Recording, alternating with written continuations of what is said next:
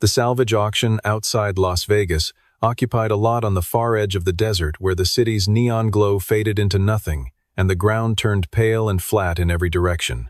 On a Thursday morning in late July, with the sun already working hard at 7 o'clock, 140 vehicles were lined up across 3 acres of cracked concrete.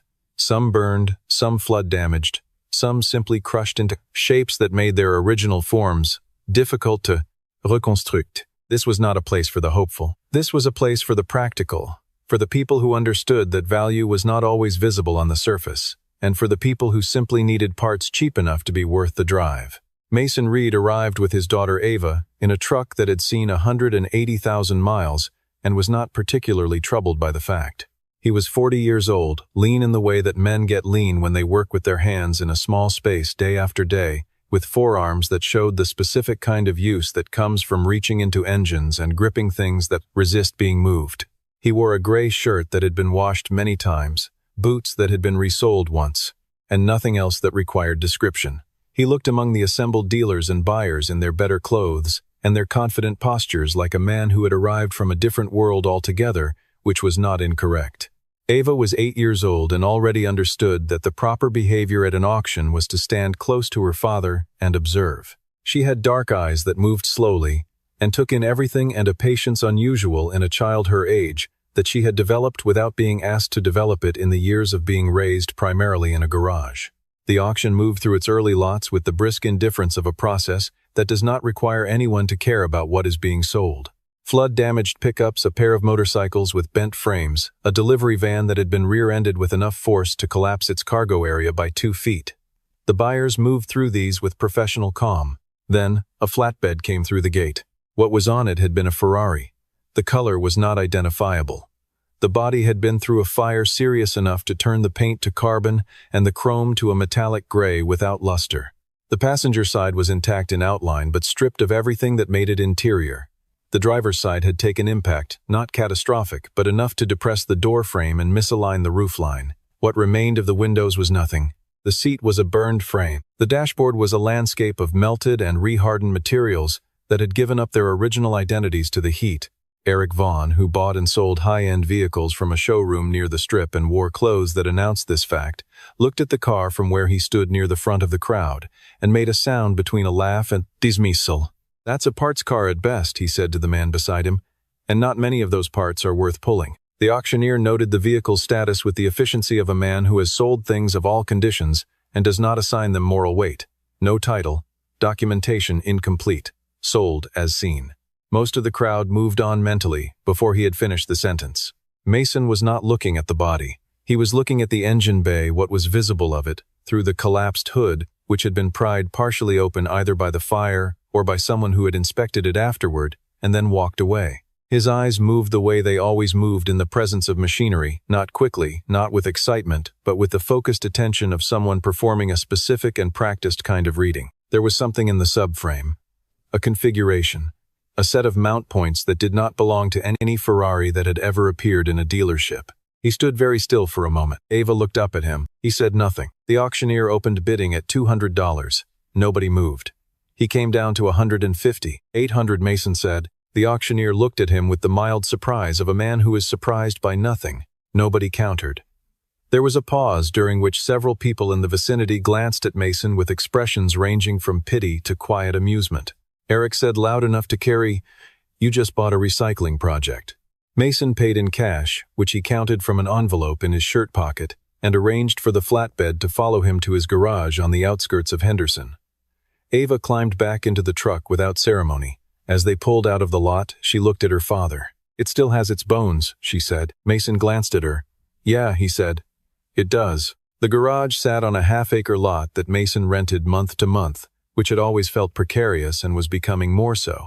The building was concrete block functional, with 4 lifts, of which 2 were currently in working order, and 1 had been waiting 6 months for a hydraulic component that had not yet been affordable. The office in the back had a coffee maker, a fold-out cot, a desk covered in technical diagrams, and a shelf of reference materials that represented the primary library of a man who had spent 20 years accumulating specific knowledge. The flatbed arrived at 4 in the afternoon. Mason and the driver got the Ferrari down onto the garage floor and the driver left. Mason walked slowly around the car, Then he got a flashlight and looked for a long time at things that were not visible from a standing position. Ava settled cross-legged on the concrete near the workbench with a book she had borrowed from the school library. She had been doing this since she was old enough to sit up without assistance, accompanying her father to the garage and occupying herself with her own things while he occupied himself with his. She understood without having been told that the garage was a place of concentration and that the proper relationship to concentration was to leave it undisturbed. Mason found the first marker after 20 minutes. It was a chassis stamp in a location that did not correspond to any production Ferrari ever manufactured, not because the stamp was wrong, but because it was additional. Beside the standard identification sequence, someone had pressed a secondary mark using a code Mason recognized because he had used it himself years ago in a facility in Maranello that no longer existed under that name. He sat back on his heels. The code belonged to a program called Ferrari Nero. It had run for 3 years inside Ferrari's Advanced Research Division and had produced exactly one prototype, a vehicle that had never been named because it had never been shown publicly, that had never been raced because it had been considered too far ahead of what the team could support, and that had been officially decommissioned after a test accident in the hills above Turin had damaged it beyond what the program's budget could address. Or so the official record stated. Mason had been one of the 7 engineers on the program. He had been its lead on powertrain integration. He had known the car in the way that engineers know things they have spent 3 years building from partial ideas and incomplete drawings and arguments in the middle of the night about whether a particular solution would hold under the conditions it was being asked to hold under. He had known it in a way that was not sentimental but was something close to personal. He had been asked to leave the program after the accident. The asking had not been kind. He had come back to the United States and built a garage business in Nevada and not spoken about Ferrari Nero to anyone for 7 years. He looked now at the car on the floor of his garage. He looked at the secondary stamp. He looked at the mount points he had noticed at the auction, which he now understood completely. He stood, went to the office, poured coffee, and sat for a long time without doing anything. Then he went back out and started working. The work of understanding what the car still had began before the work of restoration. Mason spent the first 3 days doing nothing but documentation, photographs, measurements, written notes in a composition notebook that he dated and numbered. He needed to know before he touched anything that would alter its current state exactly what he was dealing with. The car had been through a fire and an impact, and then probably a period of exposure, and then a secondary period in whatever storage facility had held it before it reached the auction. Each of these events had its own damage signature, and the signatures overlapped in ways that required careful reading. What emerged from the documentation was this. The fire had been severe but not catastrophic to the structural elements. The tubular space frame, which was not Ferrari's standard approach and was one of the Nero program's defining features, was intact. Deformed in places with stress fractures in 2 members, but intact. The body panels were gone or beyond recovery. The interior was gone. The engine had sustained heat damage to its ancillary systems, but its core block appeared to the eye and to the careful application of a borescope to be sound. It was, Mason thought, in better condition than the situation had any right to produce. He told Ava on the 5th evening, sitting at the kitchen table of the small house they rented 3 streets from the garage, that the car was something other than what the auction had represented it as. He did not tell her everything. He told her it was unusual and that he was going to try to bring it back, and that it was going to take time and money they did not have in excess. Ava listened to this with the seriousness she brought to things that mattered. She was 8 years old and she had her father's patience and her mother's precision, which was a combination that made her already someone it was worth listening to when she decided to speak. "Is it like the ones in your book?" she asked. She meant the reference volume on Ferrari's racing history that lived on the shelf above the coffee maker. "Different from those," he said. "More than those." She thought about this. "Then it deserves to be fixed." The financial reality was not separate from the project. It was a condition of it running alongside everything else, like a second set of readings on a monitor that could not be ignored. Mason's garage operated on margins that left no room for speculation. He had 3 regular accounts, an apartment complex that kept 2 vehicles, a small trucking company with 1 aging van, and a set of individual customers who brought him their ordinary mechanical problems because he was cheaper than the dealers and considerably more reliable. These accounts paid the rent on the garage and the house, and kept Ava's prescriptions current, which was the order of priority Mason had established and maintained without deviation. The prescriptions were for a condition of her heart, a structural irregularity that had been identified when she was 4 and had been managed since then with medication that kept the situation stable, and a recommendation offered at every annual appointment with the same careful phrasing that surgical correction remained the preferred long-term outcome. The surgery cost a sum that was always described to Mason in terms designed to be encouraging about financing options, which he understood to mean it was not a sum that existed in his life in its current form. He had a folder at home with documents in it. He did not look at the folder every day. He did not need to. He worked on the Ferrari in the hours that the regular work did not occupy, which meant early mornings, which meant evenings after Ava was in bed, which meant the occasional full Saturday when the garage's schedule permitted it. He worked systematically, which was the only way he knew how to work. He addressed the frame first because everything else depended on the frame. He had a MIG welder and a set of jigs that he had built himself over several years, and that allowed him to establish reference points with sufficient accuracy for structural work. The stress fractures in the two members required cutting out a section of each and welding in new material, not an elegant solution but a sound one. He sourced the tubing from a supplier in Phoenix who did not ask what it was for. Through these weeks, Ava developed a routine of her own. She came to the garage after school on the days her health allowed it, which was most days, and she did her homework on the workbench on the side of the room, away from where Mason was working, and when the homework was finished, watched. She had learned from long observation the basic grammar of what her father did, the difference between the careful inspection phase and the active work phase, the particular quality of his attention, when he was solving something that was not yet solved the moment, when the quality of his movement changed, because the solution had arrived. She had also begun in the past 2 months to bring him things. A cup of water. A flashlight when his was setting on the wrong side. Once correctly, a wrench of a size he was about to go looking for. She did this without calling attention to it, which was the right instinct. One evening in the 3rd week, Ava had fallen asleep on the fold-out cot in the office. Mason had spread his work jacket over her and left the office door open so the light from the garage could reach her without the direct overhead glare. At 2 in the morning, with the frame repair completed and the first section of bodywork preparation underway, he stood back and looked at the car from a distance. It did not look like much yet. It looked like what it was, a framework in the process of becoming something stripped of its surfaces, honest about its structure, in the way that things are honest when their exteriors have been removed. But Mason could see what it was going to be. He had always been able to do this, hold the finished form in his mind, while working through the current state of the unfinished thing. It was the quality that had gotten him onto the Nero program in the first place, the ability to look at a partial drawing or an incomplete assembly and understand its trajectory. He heard the office door move and looked over. Ava stood in the doorway in her socks, his jacket around her shoulders, squinting in the light. "I fell asleep," she said. "I know." She looked at the car. She was quiet for a moment. "It looks like a skeleton. Right now it is." She considered this.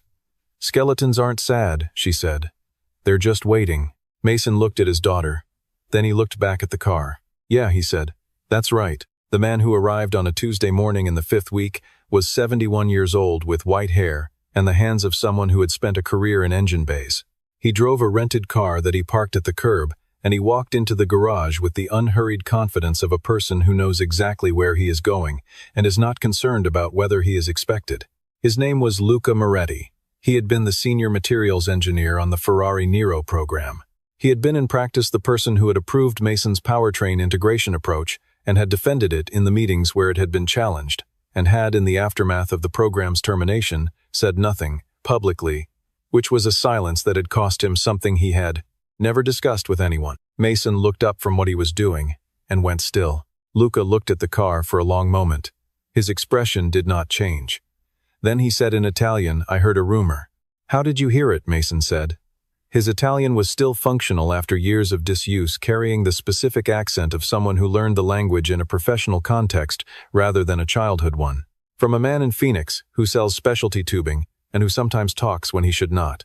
Mason had nothing to say to this. Luca walked slowly around the car. He crouched at the rear and looked at the subframe. He stood and looked at the engine bay. He put his hand on the tubular frame member that Mason had repaired, tracing the weld with a fingertip, and his expression moved briefly into something that could have been grief or could have been recognition. "It is real," he said finally in English. He had not switched languages by accident. "I was not certain the rumors were accurate." "It's real." Luca straightened. He looked at Mason across the top of the chassis. You know what happened to it. I know what I was told happened to it. Luca nodded slowly. And now you know what actually happened to it. They stood in the garage in the Nevada morning, two men and the ghost of a project that had been buried in institutional convenience many years ago. Outside, a truck went by on the street. Inside, the fluorescent light made the bare metal of the chassis look like something that had been waiting a long time to be looked at directly. I can help, Lucas said. Mason considered this. He had spent 5 weeks working alone on the belief that he could continue to work alone. But the car had systems whose original specifications existed only in documents that Luca had access to, and in Luca's memory, and in nowhere else that Mason could reach. When can you start? Mason said. The rumors began before Mason intended them to. This was the nature of a world where everyone who knew about rare cars knew everyone else who knew about rare cars, and information moved through that world the way a charge moves through a closed circuit, not because anyone deliberately transmitted it, but because the conditions for transmission existed, and the charge found its path. Eric Vaughn heard something at a dinner in Scottsdale from a collector who had heard something from a dealer who had heard something from the man in Phoenix. What he heard was imprecise, but imprecise information in Eric's experience was often more valuable than precise information because it left room for the kind of action that moved faster than certainty. He arrived at Mason's garage on a Saturday morning with the particular manner of a man who considers himself to be doing another man a favor by showing up. He was wearing a jacket that cost more than Mason's monthly rent, and carrying a coffee from a place that did not operate in this part of town, which meant he had either driven out of his way for it or had it brought. He looked at the car for considerably less time than Luca had. I'll give you $200,000, he said. Right now. I can have a check cut by the end of the day. No, Mason said. You paid $800 for it. I know what I paid. Eric recalibrated with the efficiency of someone who is accustomed to opening low. $400,000. That's $499,200 more than you're currently looking at. It's not for sale. Eric looked at him with the expression of a man who has concluded that the other man does not understand the conversation they are having. You know what this is. Yes, Mason said. I do. Then you know what the market will pay for it. I know what the market will pay, Mason said. That's not what I'm deciding on. The look that crossed Eric's face was the look of a man encountering a logic he is constitutionally unable to process. He stayed another few minutes, said several more things that were variations on the same offer in different framings, and eventually left in a way that communicated he considered the conversation unfinished. Ava, who had been in the office during this exchange, emerged when the sound of Eric's car faded. He wasn't actually offering to help, she said. No, Mason said. He was offering to end it. She looked at the car. That's not the same thing. No, he said. It's not. The woman who arrived 2 weeks after Eric was different in every way that a person can be different from another person while occupying roughly the same category of wealth. Valentina DeLuca was 53 years old with dark hair and the particular bearing of someone who has spent a lifetime in rooms where the stakes were real and has never learned to perform anything she does not actually feel. She was the most significant private collector of Ferrari vehicles in Europe, a fact documented in auction records and museum loan agreements, and the occasional profile in publications that covered such things, and she had been involved in a capacity that Mason had known about but never fully understood in the politics around the Nero program at the time of its termination. She came alone. She drove herself in a rental car of the ordinary variety, and she parked and walked into the garage without calling ahead. She stopped when she saw the car and said nothing for a very long time. Luca was in the garage that day working on a documentation task at the bench. When he looked up and saw Valentina, something passed across his face that was complex enough that it could not be named in a single word. Valentina, he said. Luca, she said. She did not look at him for more than a moment. She was looking at the car. Mason watched her from where he stood near the lift. He did not speak. He had learned from years of working on things that required patience that some moments were better observed than interrupted. She walked around the car. She looked at the frame from multiple angles.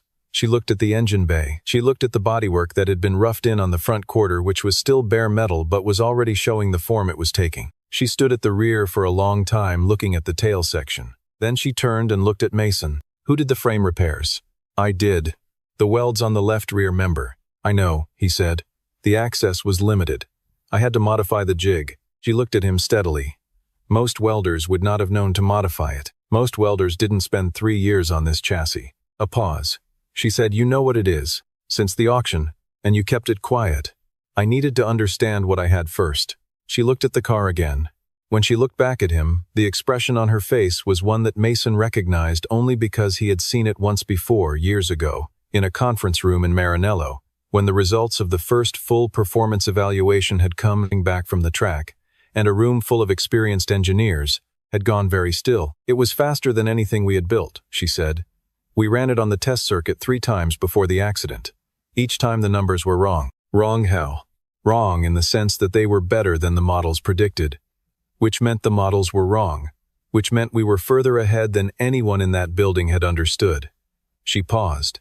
"That is what frightened them." Mason said nothing. "The accident was real," she said. "I want to be clear about that. The test driver was injured, not seriously. The car was damaged. But the decision to end the program was not made because of the accident. The accident was a reason that had been prepared in advance for a decision that had already been reached." "I know," Mason said. "I knew then. I tried to prevent it." She said this without sentiment, stating a fact. "I did not have enough power at that moment to prevent it. I have thought about that for 7 years. So have I." The garage was quiet. Luca had stopped what he was doing and was looking at his workbench. "What are you going to do with it?" Valentina asked. "Finish it," Mason said. And then he looked at the car. He looked at it the way he had looked at it on the first night when he had stood in this same garage and tried to understand what it was asking of him. "I'm going to find out what it can do," he said. "What it was always supposed to do." The final phase of the restoration took 11 weeks, working every available hour, with Luca present for 4 days out of 7 and available by phone for the rest. Valentina, after a conversation that Mason had not anticipated and that had lasted until 2 in the morning, on the night of her first visit, became a source of documentation, original program files, technical drawings, material specifications, that she had kept for 7 years in a way that suggested she had expected the car to resurface, eventually, or had hoped it would. The work was the kind of work that has its own rhythm, once it reaches a certain stage, not frantic, not slow, but consistent and purposeful in the way that things move, when the people doing them know exactly what they are building toward. Mason fabricated bodywork components by hand, where no original references existed, working from the drawings and from the logic of the design, the way one panel implied the next. The way the aerodynamic intent of the nose was continued through the door sills and resolved at the rear. He was not trying to replicate what had existed. He was trying to complete what had been intended. Ava's presence in the garage during this period was different from what it had been in the early weeks. She had moved gradually, and without announcement, from observer to participant, not in the work itself, but in the atmosphere around it. She brought things, held things, noted things, that Mason occasionally forgot he had moved, and asked questions that were almost always better than the questions an adult would have asked, because they came from someone who did not yet know which questions were considered naive. One evening in the 9th week, she asked, "How do you know when it's done?" Mason thought about this seriously, which was how he thought about her questions. "When the thing you built matches the thing you understood it wanted to be," he said. She considered this. "Cars want things. Things that people build well," he said, "carry the intention of the people who built them. Sometimes the intention doesn't get finished. When you finish it, you can feel the difference." She was quiet for a moment, like when a sentence ends right. He looked at her. Exactly like that. The evening the engine ran for the first time, no ceremony had been planned. It was a Tuesday in October. Luca was there.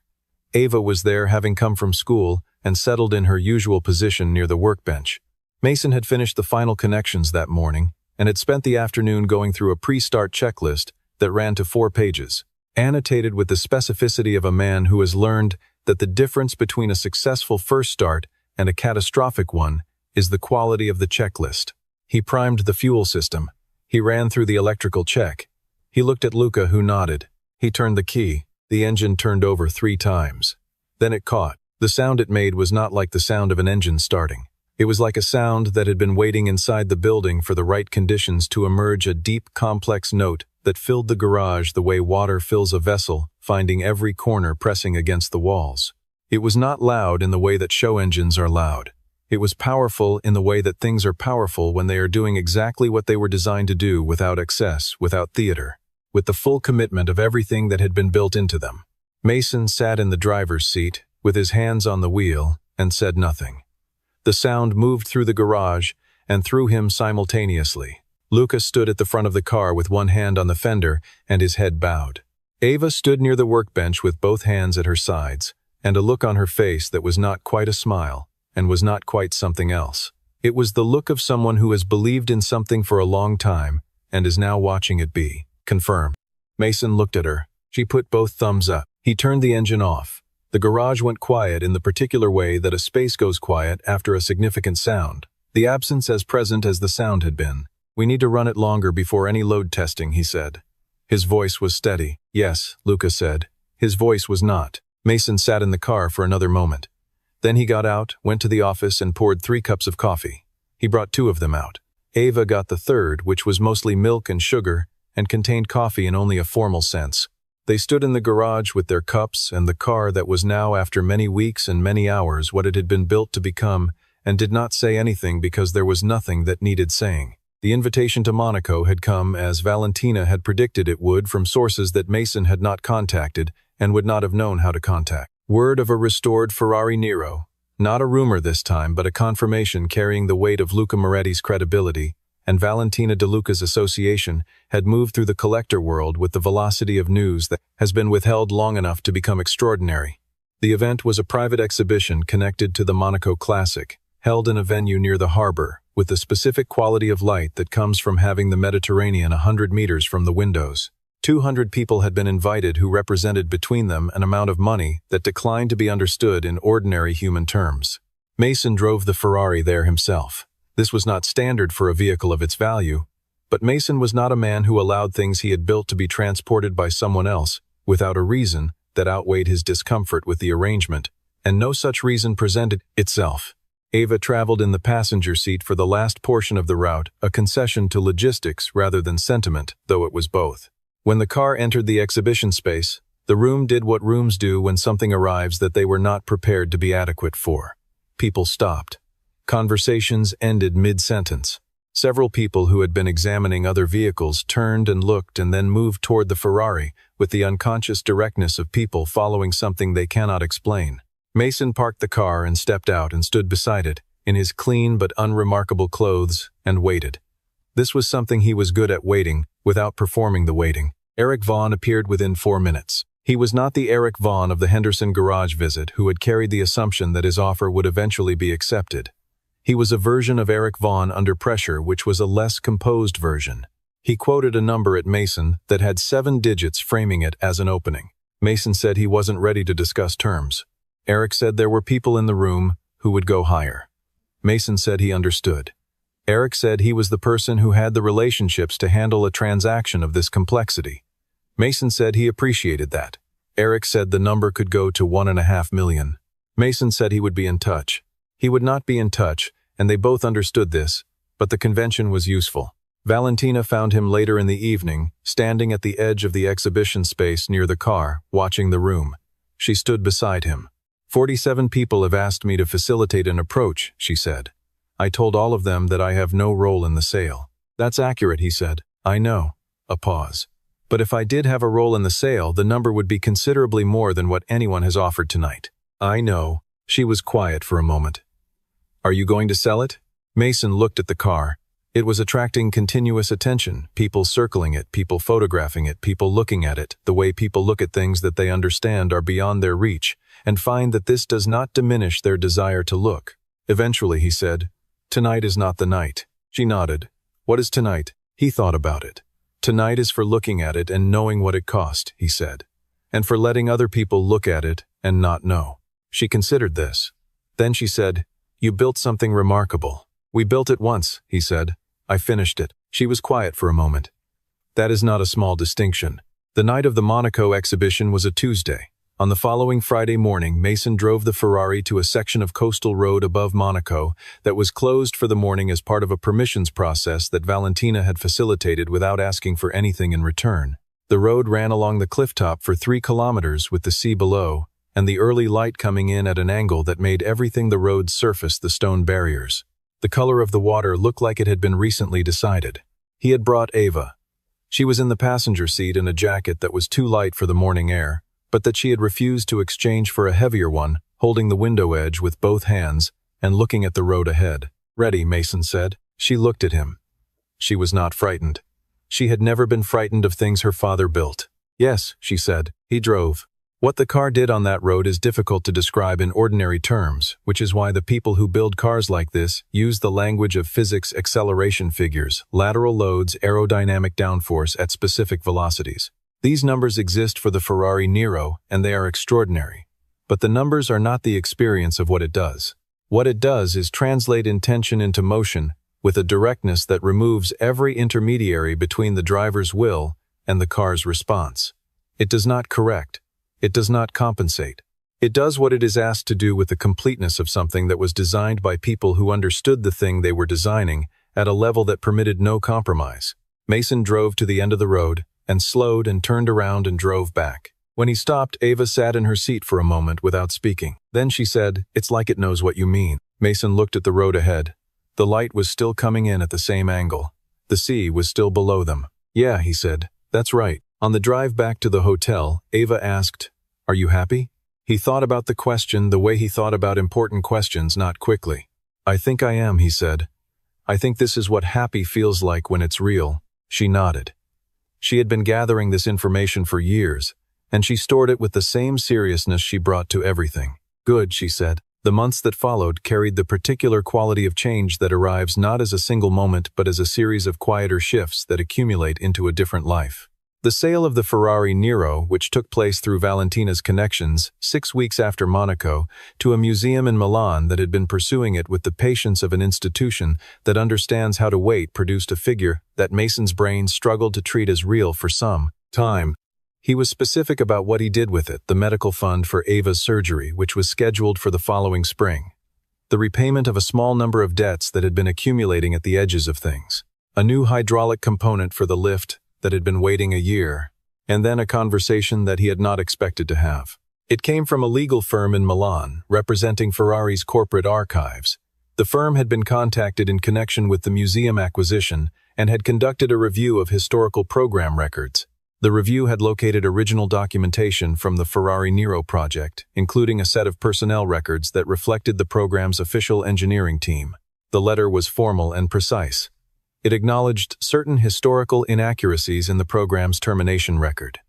It noted that a review had been undertaken in light of new documentation, and it enclosed on a separate page a revised personnel credit that had been added to the official Ferrari archive.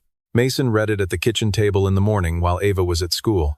The document listed the Nero program's engineering credits in their corrected form. It listed Luca Moretti as senior materials engineer.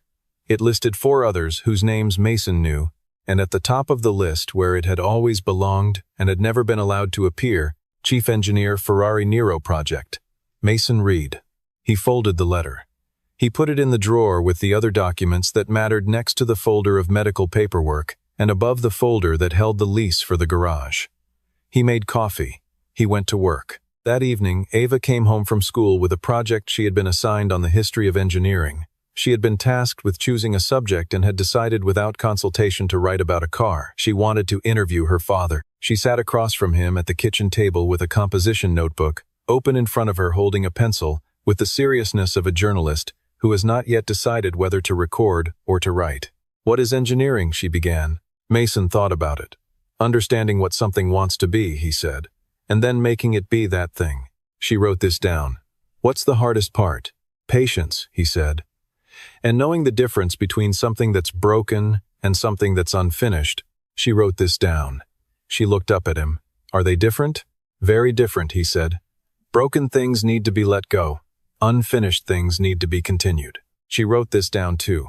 Then she looked at her notebook for a moment, and then at him. "Like the Ferrari," she said. "Like the Ferrari," he said. She closed the notebook. The kitchen was quiet in the good way, the way it had been more evenings than not since the project had begun, and the garage had given them back a version of themselves that the previous years had been slowly compressing. The light above the table was warm. Outside the window, the Nevada evening was moving toward dark in its unhurried way. Ava put her pencil down and looked at her father with the particular expression that had been hers since infancy, the one that meant she had been watching something long enough to have arrived at a conclusion.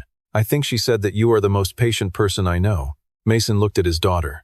He thought about 7 years of carrying something that could not be explained. He thought about a burnt chassis on a desert auction lot. He thought about a sound that had filled a garage on a Tuesday evening in October and pressed against all the walls. "I learned it from the work," he said. The work teaches you things. She nodded. This satisfied her. She picked up her pencil again, opened the notebook to a fresh page, and at the top of it wrote 3 words, "Things worth finishing."